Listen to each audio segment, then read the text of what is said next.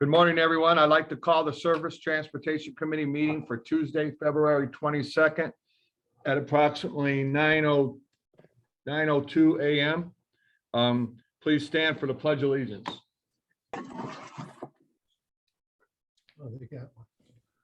I pledge Pledge allegiance allegiance to the flag flag of the United to the United States of America America, and to the republic for which it stands, one nation, under God, indivisible, with liberty and justice for all.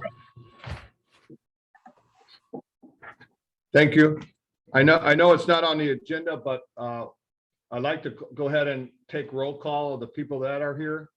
I'm Tom Schmidt from the town of Schererville, and my assistant here, Jeff Hewitt from the town of Schererville. Please, if everyone would just go around and announce who's here. Dave Peeler from Hebron.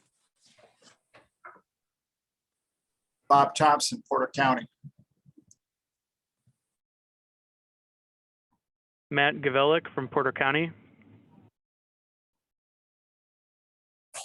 Eric Wolverton, American Structure Point.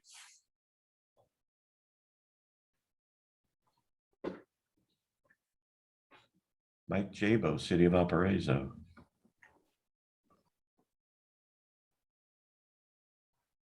Don Oliphant, Christopher Burke.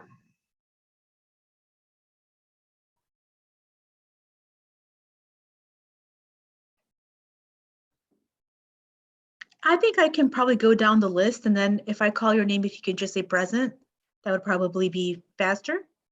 Okay, thank you. Oh, sure. So we have, I think Bob Thompson already said, Dave Peeler, David Wright. Present. Thank you. Don Oliphant, Eric Wolverton. You can please unmute yourself. Present. Thank you. George Topple.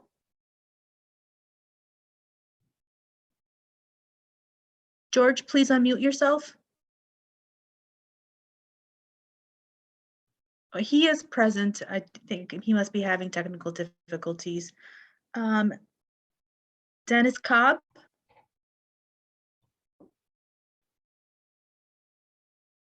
I see him on the list as well, but he's not responding. And I got Matt Gavelek. He responded.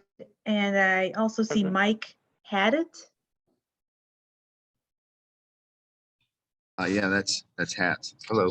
Hat. All right. Thank you so much, Mike. Sure thing. And that's the list of people present. Okay, thank you very much. The first item on the agenda is public comment on agenda items. Is there any public comment on agenda items?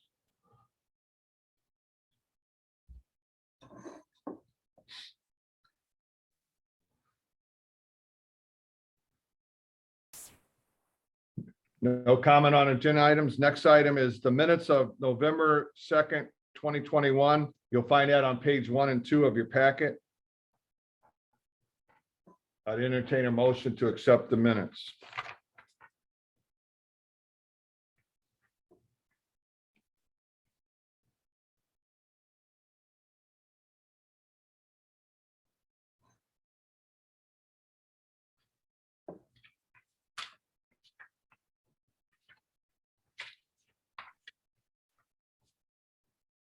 Do I hear a motion to accept the minutes of the previous meeting on November 2nd? So moved.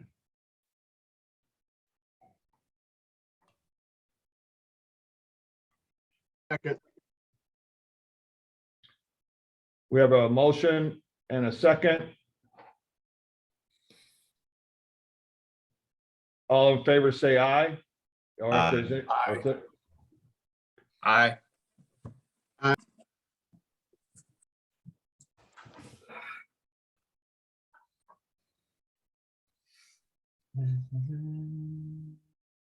Candace, I would take that as all ayes. It's actually Fleur who's taking the minutes. Oh, okay, I'm Thank you. sorry.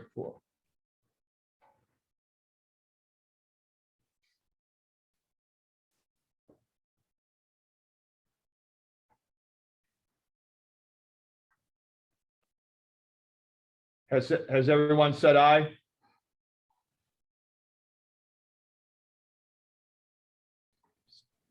Yes.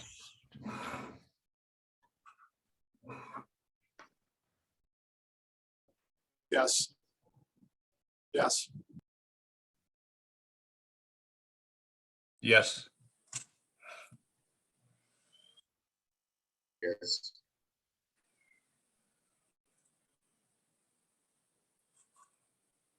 Four, is that enough? Is that enough yeses for? For the voting members, I have 2, and then there's David Wright and Mike Jabo, that would be 4. Scott, is that enough? Yes, as long as we have 3 or more, that would constitute a quorum for these technical committees. All right, thank you. Thank you.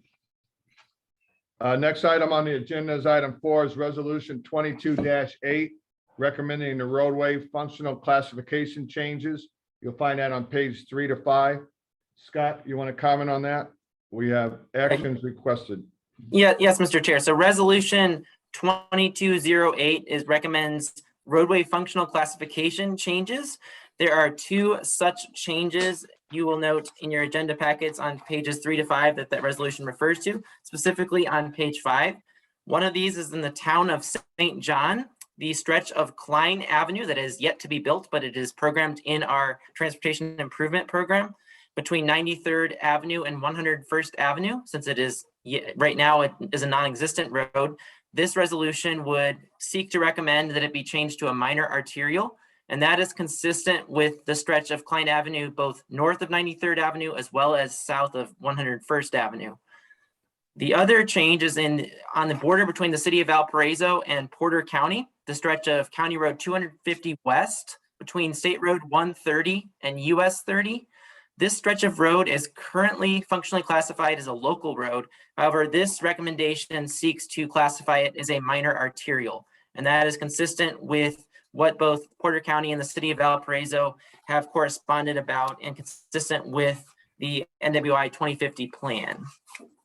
So I'm happy to answer any questions. I know that some of the folks representing these communities are on the call today, so if there are any comments about that, I'd entertain them.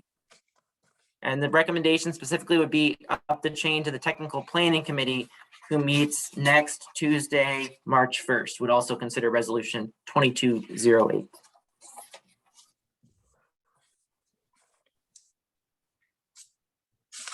Is there any comments from anyone for Scott?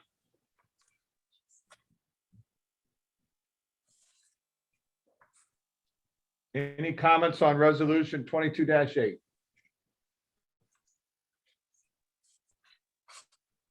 Mr. Chairman, there being no comments, I'd make a motion to approve as presented. Thank you, Mr. J. Roll. We have a motion to approve, I will second, Dave Peeler. and we have a second. All in favor, say aye. Aye. Aye. Aye. Aye. Aye. Aye.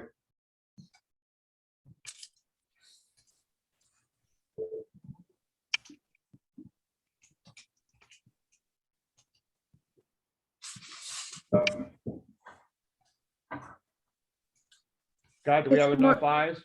Yes, it's more than 3. Okay, thank you. Motion passes and for resolution 22-8. Next item is item 5 is staff updates. This NERC staff to provide relevant updates. Yes, Mr. Uh, Chair. Yes, Scott.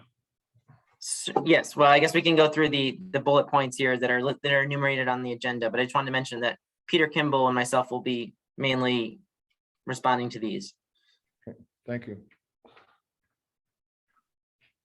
All right, so morning, everyone. This is going to be a combination of 5.1 and 5.2 in one presentation, where we will be talking about the fourth quarter crash data in our region, as well as the bridge condition update. This is a new style of report that we've decided to put into the STC to kind of just give an overview on how we're doing with our crash data. So at the end, I will have the opportunity for any questions or any suggestions in upcoming presentations, as this is the first one. So a breakdown by county. This is October 2021 through December 2021. Lake, Porter, and LaPorte County totals. We had a total of 6,818 crashes reported. 1,081 of those were injuries and 29 of those were fatalities. Breaking it down to the county level, 4,622 collisions in Lake County. 3,887 of those were resulting in property damage. 713 were resulting in injury, and 22 of those were resulting in fatality. The fatality details, 25 total fatalities were reported within the 22 collisions. As far as injuries go, 713 collisions resulted in injury, 954 total injuries reported out of those collisions. 232 of those collisions resulted in incapacitating injury, 295 total incapacitating injuries reported, 98 collisions resulting in possible injury, and 134 total possible injuries reported. Moving on to the same information for LaPorte County, we had 924 total collisions. 761 of those collisions were resulting in property damage. 158 of those collisions resulted in injuries, and 5 fatalities for LaPorte County. The five incidences with fatalities were also only totaling in 5 fatalities. As far as the injuries go, we had 158 collisions resulting in injury, 221 total injuries reported, 30 collisions resulting in incapacitating injury, 33 total incapacitating injuries reported, 31 collisions resulting in possible injury, and 39 possible injuries reported. And moving on to our last county here is Porter County. We had 1,325 total collisions found, 1,117 collisions resulting in property damage, 205 collisions resulting in injury, and 3 collisions resulted in fatalities. There were no additional fatalities in those 3 collisions that reported fatalities. Injuries had 205 collisions resulting in the injuries, 267 total injuries reported, 79 collisions resulting in incapacitating injury, 92 total incapacitating injuries reported, 33 collisions resulting in possible injury, and 38 total possible injuries reported. So just kind of looking at the parameters of where these crashes occurred, 32% of the crashes occurred within 50 feet of an intersection. 40% of non-motorized crashes occurred within 50 feet of an intersection. And that is as accurate as we can get with the information given to us through the ARIES system. And now comparing these to our segments and the level of service, 19.8% of the crashes were on level of service segments rated F, 26.1% were on segments rated E, and 23.2% of the crashes were on segments rated D. So in total, 69.1% of the accidents occurred on poor performing segments. And then additionally looking at our environmental justice areas, 36.8% of the crashes were in these areas.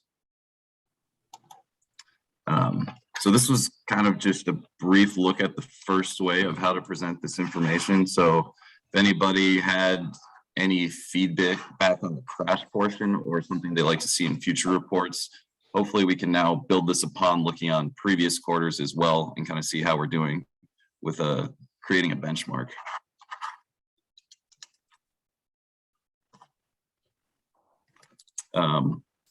As always, you can also email me if you have any questions or are looking to get some specific crash data for yourself.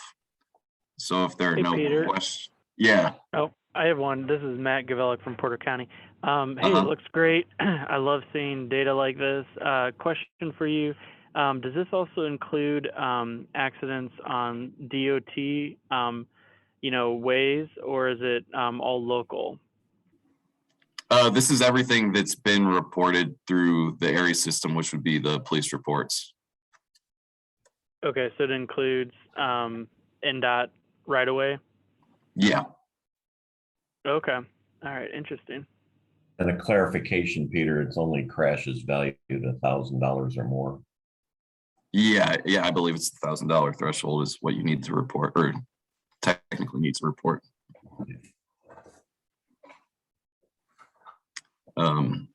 So if there's nothing else with that, we are moving on to 5.2, which are the current bridge conditions in Northwest Indiana. So here's just kind of an overview map showing where our bridges are and additionally what condition they're in. So looking at the bridge conditions, we broke this down to national highway bridges and bridges in the region. 37% of the national highway bridges are in good condition. 62% of those national highway bridges are fair, and only 1% is in poor condition. Compared to bridges in the region, we have 35% of the bridges are in good condition, 60% are in fair, and 5% are in poor condition. And then this was some information that Scott has provided for us, looking at the statewide 4-year target line. So Scott, if there's anything you want to mention about this slide. Yeah, so the main thing to call out here, so there are federally required performance measures for bridge condition, and that NERC has adopted statewide targets, both for the percentage of deck area in good condition, as well as the percentage of deck area in poor condition. And this is tracking that performance measure over time every 2 years from 2017 through 2021. And as you can see in our region, the number of good bridges, the percentage of good bridges has steadily increased from 31.6% back in 2017 to now 39.2% by 2021. However, that is still short of the statewide target of 47.2%. So this tells us that presumably there are other areas around the state where there are a higher percentage of bridges in good condition than probably this corner of the state. But conversely, looking at the percentage of poor bridges in our region, that number has decreased quite a bit from 2017 to 2019, from 4.2% down to 1%, but then it kind of plateaued at 1%, which is still very good. And the statewide target is 3.1%. So we are meeting and exceeding the percentage target for bridges in poor condition because we're under 3.1% poor. So I just wanted to point that out. But we still have some work to do when it comes to getting our bridges in good condition. So again, if there's any other questions or if you're looking for information on crash data, you can feel free to reach out to me at pkimball@nerpc.org.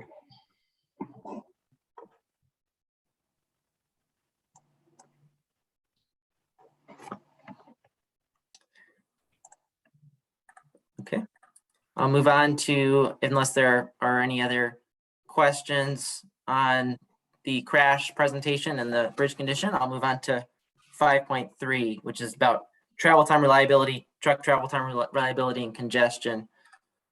So just briefly, some background. I promise you the slides will get more interesting. There'll be more graphics later on, but I just want to give some context about these items. So back in February of 2017, the U.S. Department of Transportation published a final rulemaking that requires performance measures in the areas of travel time reliability, truck travel time reliability, and congestion. So that includes the level of travel time reliability on the interstate system, the travel time reliability on the non-interstate national highway system, and the travel time reliability or truck travel time reliability index on the interstate system, as well as congestion during peak periods on the national highway system. And these performance measures were for a 4-year period from 2018 to 2021, starting with a 2017 baseline data.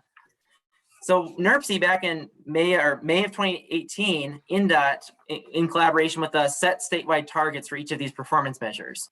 We covered this in this committee back in the past, but there was a 2-year target set for the level of travel time reliability of 90.5% person miles traveled on the interstates that were reliable and for a 4-year target, that number increased to 92.8%. As far as the level of travel time reliability on the non-interstate national highway system, that number was set at 89.8% reliable. And the 2-year target for truck travel time reliability index on the interstates was 1.27, and a 4-year target for the truck travel time reliability index was 1.24. And for this measure, lower is better. 1.00 will be perfect reliability. And then for the 4-year target for congestion on the national highway system, that was set for 15.4 annual peak hours of excessive delay per capita in the urbanized area portion of our region, in the Chicago, Illinois, Indiana portion. So then looking at what that timeline continued to look like in November of that year, we actually agreed to support the statewide targets for those targets that I just mentioned. But then in 2020, INDOT had the opportunity to adjust its 4-year targets based on the midterm progress report. So it actually adjusted a 4-year target for, the only one that it adjusted out of the ones I mentioned was for the truck travel time reliability index. It made the target slightly more attainable from 1.24 to 1.30. And then in April 2021, we had 6 months to decide whether or not to agree with this adjustment. And we did agree to support the adjusted 4-year truck travel time reliability index. So that means that on December 31st of this past year in 2021, that 4-year performance period for all of those performance measures ended, which means another 4-year cycle will begin again with a 2022 to 2025 4-year performance period using last year's 2021 data as baseline. So that gives us an opportunity to look at how we did during that first performance period from 2018 to 2021, including the original 2017 baseline data that those targets were based on.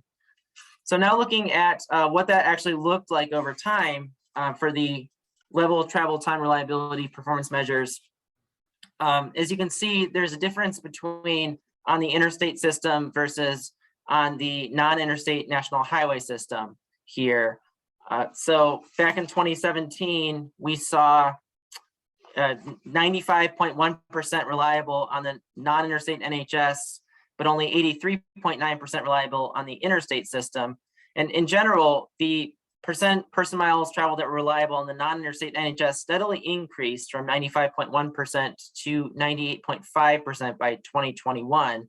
However, looking at the interstate system, it was a slightly different story where we saw it start at 83.9%, which was not that great, and then at 87.2% in 2021, again, a little bit better, but then we saw lots of fluctuations. On the even numbered years, there was greater reliability than the odd numbered years. That probably corresponds to, and just in general, more roadwork activity that occurred in our region on the interstate system during those odd years than in those even years, which is probably why you saw greater reliability during those years where there wasn't as much roadwork out there in the even numbered years. And 2020, of course, was in the height of the COVID pandemic, where there were probably less people on the interstates. And then looking at the truck travel time reliability index, I want to point out that for this measure, lower, like I said earlier, is better. So we actually did improve quite a bit from 2017 when we were at 1.54, and we ended at 1.34 in 2021. And you can see it kind of fluctuated. And this kind of mirrors the interstate reliability, where we saw better results in the even numbered years, probably because there was less road work on the interstate systems during those even numbered years than there were in the odd numbered years. And then finally, looking at the congestion measure of peak hours of excessive delay per capita, this was definitely a good story from 2017 through 2020. We saw steady declines in the number of peak hours of excessive delays, or the amount of traffic congestion out there in both our NERC region, which includes Lake, Porter, and LaPorte counties, as well as in the urbanized area, which is most all of Lake County and portions of Porter County within the Chicago urbanized area. And you can see that from 2017 to 2020, those numbers actually substantially declined from up to 6.5 hours of peak hours of excessive delay per capita in the urbanized area down to 2.6, but then rose and from 2020 to 2021 to 3.9, probably as more people went back out there after the pandemic started to ease a little bit. You can see that those are the results there. So if there are any questions about these performance measures in item 5.3, I'd be happy to discuss them.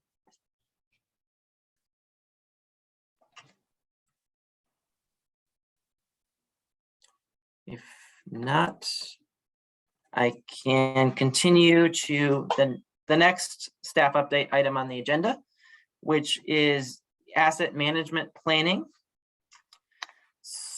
So I'm aware that NERC in the past has not been as hands-on when it comes to asset management planning, which is, looking at, whether it's pavement management systems, whether it's looking at kind of pavement marking signage, all of those sorts of things. We've not been very plugged in the past to those efforts, but we are seeing more and more opportunities where we as the Metropolitan Planning Organization could be more helpful to our local municipalities and our counties with their street and highway departments, as just maybe not necessarily only in terms of what we can do from a technical perspective in terms of mapping and kind of data storage, but also in terms of providing some technical assistance support, which we're looking to go in that direction. So we're aware that various communities out there are using different platforms when it comes to, for example, pavement management systems. I know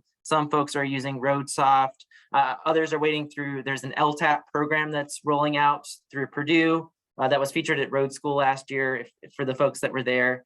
So we are actually going to be kind of helping beta test the LTAP Road School asset management program that was featured last year, that Pat Connor, an engineer down in the Lafayette area, is helping to deploy. And so I know there's going to be more communities up in this area that might be interested. And so we are going to definitely be working more in that space going forward. So stay tuned for that. I'm happy to hear any comments or discuss any issues related to that. But also, I guess if there are any comments, we can discuss that now. Otherwise, we can continue to move on with the agenda.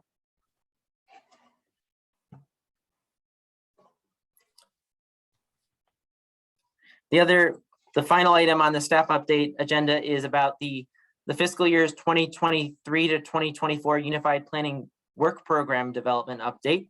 So the Unified Planning Work Program, or the UPWP, is basically our plan of how we plan. So it actually is the federally required document that lists every single activity that we receive our federal transportation funding to conduct.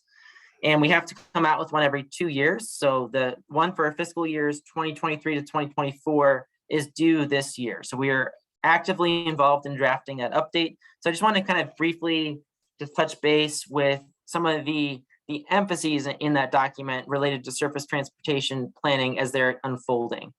So one of the new areas that we haven't really touched much in the past is for a performance-based planning dashboard. So some of those metrics that I just presented on about travel time reliability and truck reliability and congestion, as well as some of those things that Peter presented on about crashes and bridge condition, will just be some examples of data elements that would go into this dashboard, where it would be housed on our website, and folks could just go to it and toggle over it and see the measures that they're interested in and how they've trended over time, and the areas on a map if they lend themselves to a map of how to see those measures.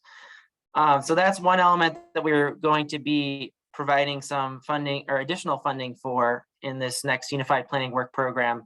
But also specifically, we are entertaining a consultant helping us out with that. And it would also have the ability to put in various scenarios. So for example, under various, I don't know if there are funding scenarios, for example, where you could look at, if you want to spend X percentage on roads and bridges and X percentage on non-motorized like trails and X percentage on transit, and you can kind of shift those percentages and see what the effects would be on the network. So it'll have that ability as well of scenario planning.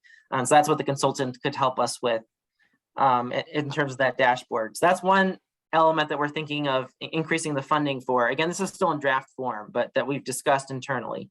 Another element that we've discussed featuring would be, like I mentioned earlier, the asset management planning. And we're thinking of enlisting the support of interns, as well as there would be additional staff time for technical assistance to communities and what they're already doing in terms of managing their pavements and their signage and their pavement markings and signals, etc. So those are kind of the two areas that I wanted to feature for what we're thinking about featuring in our upcoming fiscal years 2023 to 2024 Unified Planning Work Program. I'll also mention that when it comes to closing out and spending down our current unified planning work programs, that's the 2021 to 2022, as well as even some monies from 2020. That there'll be more details about that at the Technical Planning Committee next week on Tuesday, March 1st. So stay tuned for that. So we're very much still trying to close out our funds from the last unified planning work programs as well. So are there any questions on anything I've mentioned?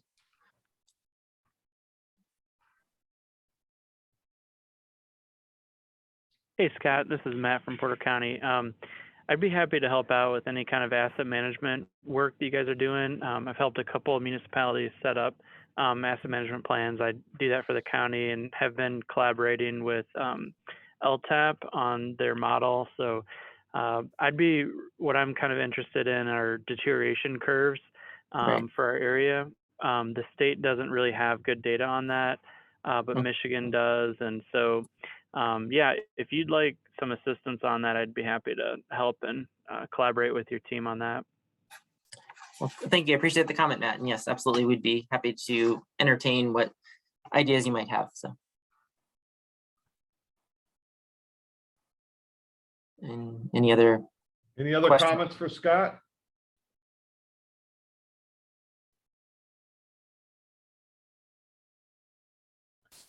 Any other comments on anything that was presented today?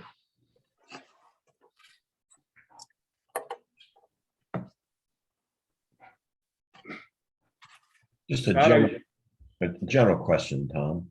Are we going to be meeting in person again sometime in the near future? Have you heard? So this is, Scott probably can answer that. Our next meeting is scheduled for May 24th at 9 a.m. so I would just mention, Mr. Chair, that yeah, we are on a month-by-month basis.